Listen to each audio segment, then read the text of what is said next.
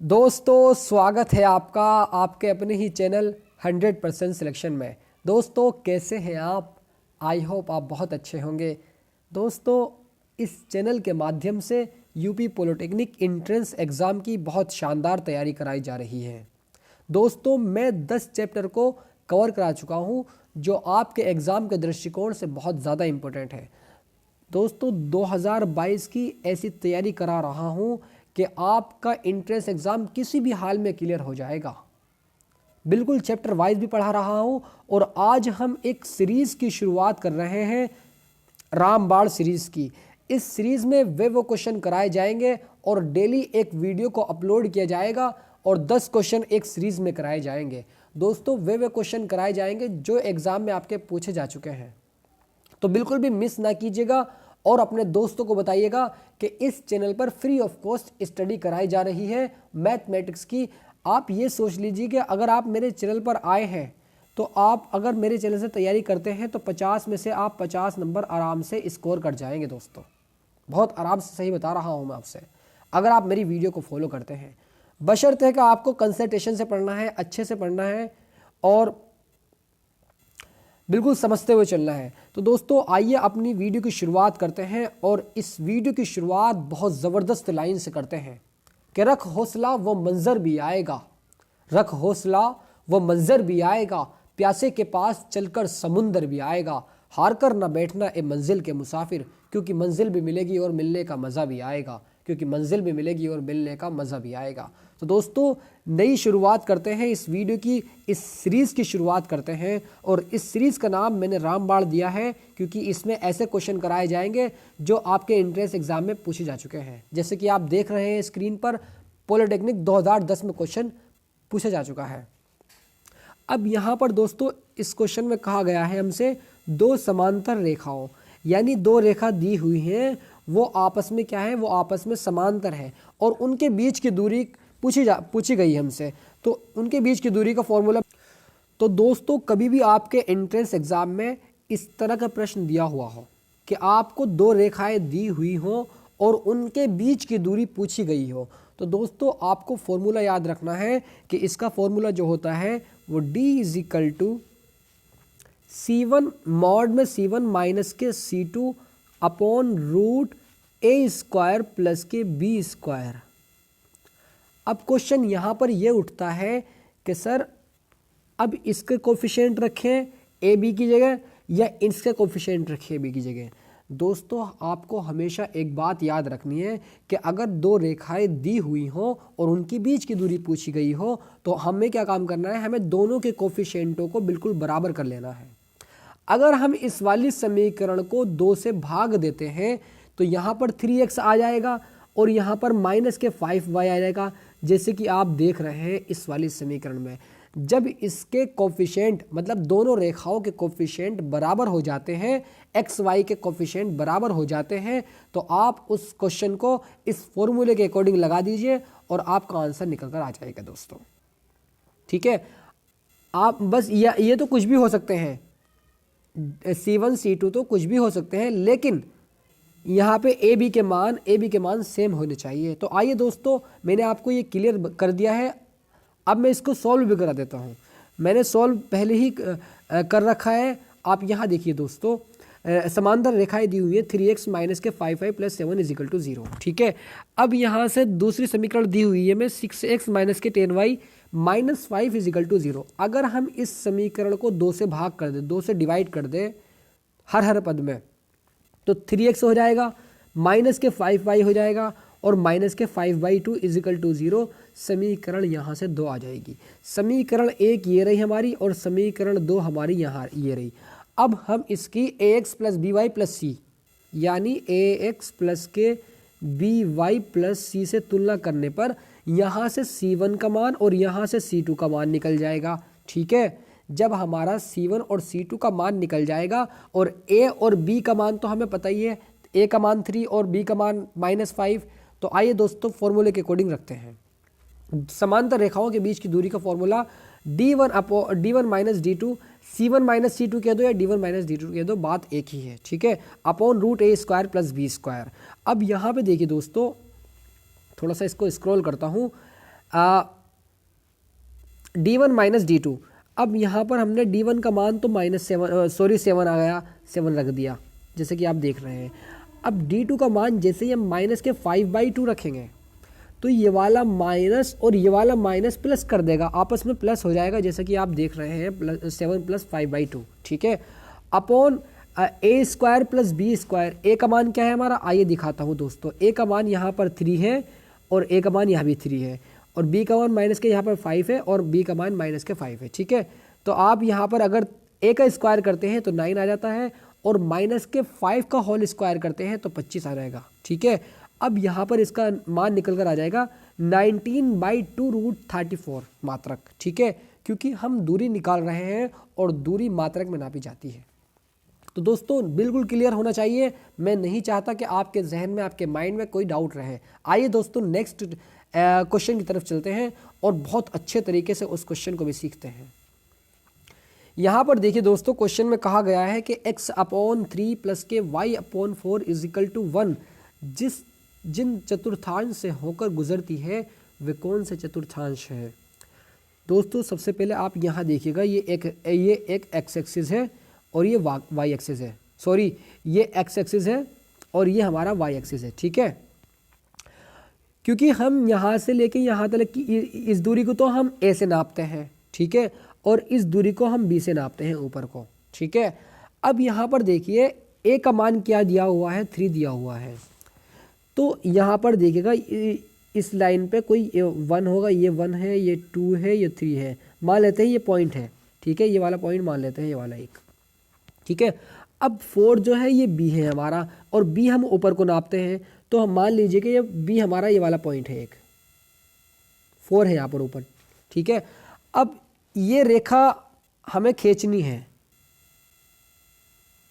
ठीक है दोस्तों। अब हमें ये देखना है कि ये जो रेखा है ये किस किस चतुर्थांश से होकर गुजर रही है। सबसे पहले चतुर्थांश से होकर गुजर रही है, और एक सेकंड से गुजर रही है, और एक थर्ड से गुजर रही है, सॉरी एक फोर्थ से गुजर रही है, थर्ड की इसमें कोई रेखा नहीं है। तो दोस्तों हम कह सकते हैं स्पष्ट तरीके से कि ये रेखा जो है ये एक तो फर्स्ट से गुजर रही है, ठीक है, और एक सेकंड से गुजर रही है, और एक फोर्थ से गुजर रही है। Option number B is the right answer दोस्तों, option number B is the correct answer. आइए दोस्तों नेक्स्ट क्वेश्चन की तरफ चलते हैं और बिल्कुल स्पष्ट तरीके से उस क्वेश्चन को भी सीखते हैं। जैसे कि आप देख रहे हैं दोस्तों, पॉलिटिकल 2010 में क्वेश्चन पूछा जा चुका है, ठीक है, तो वो क्वेश्चन कराए जा रहे हैं जो पूछे जा चुके हैं। आइए दोस्तों नेक्स्ट क्वेश्चन की तरफ चलते हैं और इस क्वेश्चन को देखते हैं अच्छे से। बिंदु 1, -2 से जाने वाली तथा अक्षों से बराबर अंतःखंड काटने वाली रेखा का समीकरण क्या होगा। दोस्तों आप हमेशा इस बात को याद रखेंगे कि रेखा का अंतःखंड रूप जो होता है वो होता है x/a + के y/b = 1 होता है, ठीक है, ये बात आप हमेशा याद रखेंगे। अब यहाँ पर बिंदु दिए हुए हैं 1, -2 से जाने वाली अक्षों से बराबर अंतःखंड काटती है। इसका मतलब क्या हुआ, बराबर अंतःखंड काट रही है, तो ये भी ए है और ये भी ए हो जाएगा दोस्तों, ये बात आप याद रखेंगे, ठीक है, क्योंकि बराबर दिया हुआ है, बराबर अंतःखंड काट रही है। तो अब इसकी समीकरण जो बनेगी वो x/a + के y/b = 1 आ जाएगा, ठीक है। अब हमें सॉरी बी कह रहा हूँ, सॉरी यहाँ पर ए आ जाएगा, ठीक है, क्योंकि बराबर अंतःखंड काट रही = 1। अब यहाँ से हम x की जगह x का मान और y की जगह हम y का मान रख देंगे इस वाले पॉइंटों से, ठीक है। आइए दोस्तों रखते हैं, x की जगह 1/a माइनस हो जाएगा 2/a = 1। अब जब हम यहाँ से a के मान को निकालेंगे, a को हमने LCM लिया यहाँ पर, ठीक है, a हमारा LCM आ गया, 1 - 2 = 1। 2 में से 1 को माइनस करेंगे, -1 आ जाएगा, यानी a का मान आ जाएगा यहाँ से -1, ठीक है, -1 ही आ रहा होगा। आइए देखते हैं, -1 ही आ रहा है, ठीक है। अब सरल रेखा का समीकरण जो हो जाता है वो x + y + 1 = 0। ये बात समझ आ रही है या नहीं, दोस्तों अगर समझ आ रही है ये बात तो इस हमें कमेंट में ज़रूर बताइएगा, ठीक है दोस्तों। तो अक्षों से बराबर अंत्यखंड काटने का मतलब ये है कि x अपॉन ए प्लस के y अपॉन ए, ठीक है, इज इक्वल टू 1। यहाँ से x plus y is equal to a, x की जगह x का मान, y की जगह y का मान रखने के पश्चात रेखा से जो बिंदु दिए हुए हैं वहाँ से यहाँ से a का मान -1 निकल कर आ जाएगा, ठीक है दोस्तों। अब इस a के मान को जैसे ही हम इस वाली समीकरण में रखते हैं, इस a के मान को जैसे ही हम इस वाली समीकरण में रखते हैं तो आ जाएगा दोस्तों x अपॉन -1 प्लस के y upon -1 is equal to 1, ठीक है। यहाँ से आ जाएगा दोस्तों -x -y is equal to 1, ठीक है। अब हम इसको कह सकते हैं, यहाँ से हमने माइनस कॉमन लिया तो ये हो जाएगा x प्लस के y, ठीक है, इज इक्वल टू 1। अब यहाँ से हो जाएगा ये x plus y is equal to -1। अब इस 1 को उठा करके यहाँ लेकर आ जाएंगे तो ये हो जाएगा x प्लस के y plus 1 is equal to 0। ये दोस्तों ये है समीकरण, ठीक है। ये बात आप हमेशा याद रखेंगे दोस्तों। अगर ये क्वेश्चन भी समझ आया हो तो इस वीडियो को लाइक कीजिएगा और चैनल को सब्सक्राइब कीजिएगा। आइए दोस्तों नेक्स्ट क्वेश्चन की तरफ चलते हैं। यहाँ पर दिया हुआ है दोस्तों, पॉलिटेक्निक 2011 में पूछा गया है, यदि रेखाएं x plus q is equal to 0, y minus 2 is equal to 0, 3x plus 2y plus 5 is equal to 0 समांगी हो।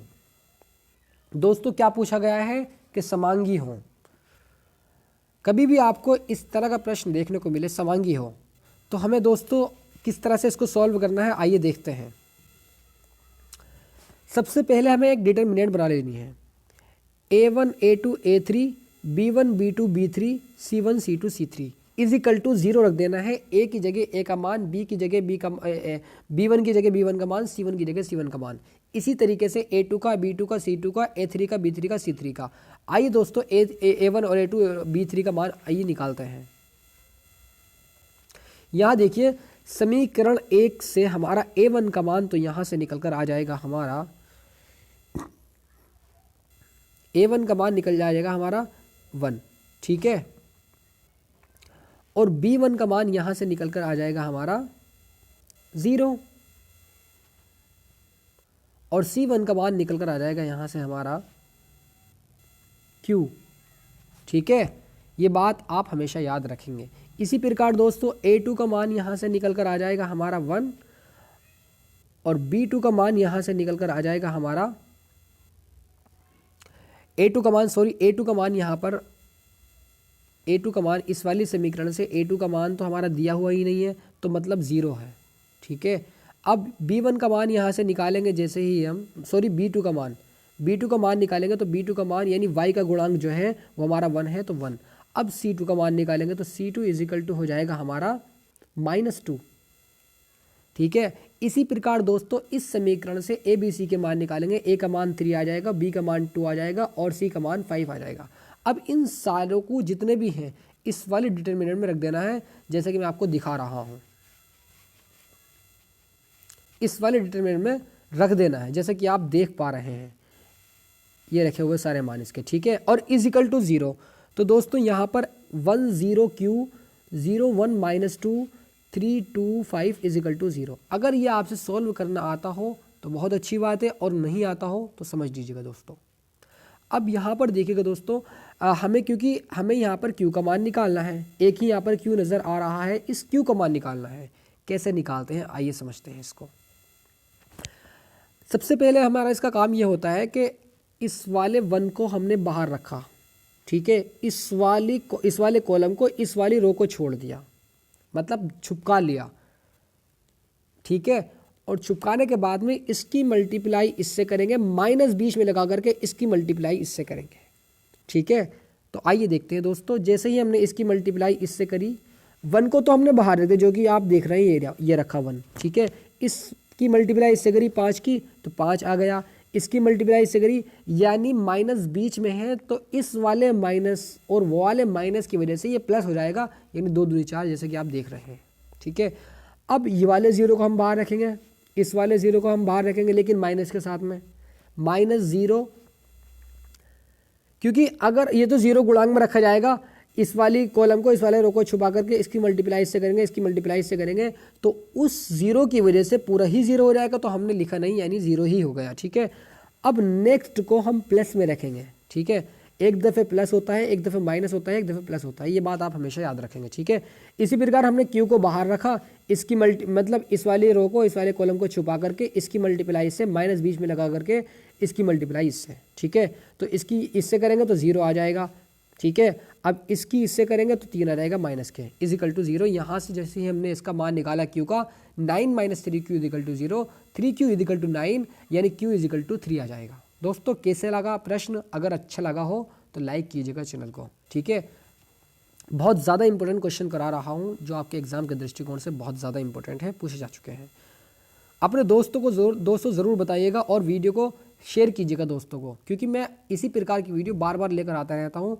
और ये तो रामबाण सीरीज़ की शुरुआत कर दी मैंने, इसमें तो और भी ज़्यादा इंपॉर्टेंट क्वेश्चन करा रहा हूँ। जैसा कि आप देख रहे हैं कि पॉलिटेक्निक 2008 में क्वेश्चन पूछा जा चुका है। ठीक है, अब यहाँ देखिए दोस्तों, सरल रेखा 3x प्लस के 4y माइनस के प्लस के 10 इजिकल टू 0 कि मूल बिंदु से न्यूनतम दूरी ज्ञात करने का फॉर्मूला जो होता है, कभी भी हमें एक रेखा दी हुई हो और पूछा गया हो कि मूल बिंदु से इसकी न्यूनतम दूरी क्या होगी, तो कभी भी आप हमेशा इस बात को याद रखेंगे कि d इजिकल टू, चल जा भाई, d इजिकल टू इसका जो फॉर्मूला होता है वो होता है ax1 प्लस के by1 प्लस के c upon root a square plus के b स्क्वायर।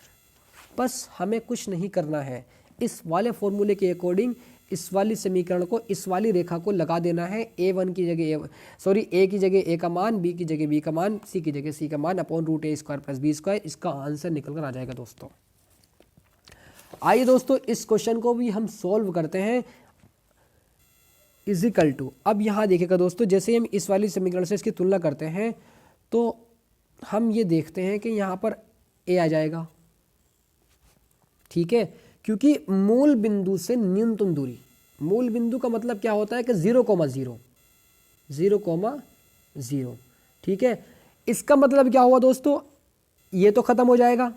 अरे भाई a का मान 3 रखेंगे और x का मान यहाँ पर 0 रखेंगे तो ये तो खत्म। इसी प्रकार दोस्तों b का मान रखेंगे और y का मान यहाँ पर रखेंगे हम 0, तो ये भी खत्म हो जाएगा। बचेगा हमारा c, ये बात आप हमेशा याद रखेंगे। बचेगा क्या? हमारा c बचेगा, जो कि आप देख रहे हैं 10 है। ठीक है, आइए हमने 10 लिख दिया upon root a square, a क्या है हमारा 3 है, 3 का स्क्वायर कितना होता है 9, तो 9 लिख दिया हमने, प्लस 4 यानी b का मान है ये 4, तो b का स्क्वायर यानी 16, तो 16 लिख दिया हमने। ठीक है, अब 16 और 9 कितना होते हैं? 25 होते हैं। 25 रूट के अंदर 25 मतलब 5, और 5 से जैसे ही हम इस 10 को काटेंगे तो 5 दूनी 10 यानी 2 इसका करेक्ट आंसर आ जाएगा दोस्तों। Option number B is the correct answer. Option number B is the correct answer. Polytechnic 2008 में क्वेश्चन पूछा जा चुका है दोस्तों। आइए नेक्स्ट क्वेश्चन की तरफ चलते हैं और फटाफट अंदाज में इस क्वेश्चन को भी सॉल्व करते हैं। समीकरण 6x प्लस के 5y plus 7 is equal to 0 का लंब रूप होगा। जब भी दोस्तों हमसे लंब रूप पूछा जाए, जब कभी भी हमसे लंब रूप पूछा जाए, तो आइए इस क्वेश्चन को हम सॉल्व करते हैं और किस तरह से लंब रूप का क्वेश्चन लगाते हैं। अब दोस्तों सबसे पहली बात आपको देखने वाली बात यहाँ पर यह है कि जो हमारे x और x के और y के जो गुणांक हैं, इसका मतलब क्या है कि ये a का मान है, a is equal to a1 is equal to 6 और b1 is equal to 5, a2 is equal to कितना आ गया 6। सॉरी यहाँ पर देखना ज़रा, एक मिनट, क्वेश्चन क्या दिया हुआ है, एक मिनट क्वेश्चन देख लीजिएगा। हाँ, यहाँ पर एक ही समीकरण दी हुई है, तो a1 का मान यहाँ पर, a का मान यहाँ पे 6 और b का मान यहाँ पर आ जाएगा 5। ठीक है, तो आप इसको याद रखेंगे। a का मान हमने नोट कर लिया, b का मान नोट कर लिया।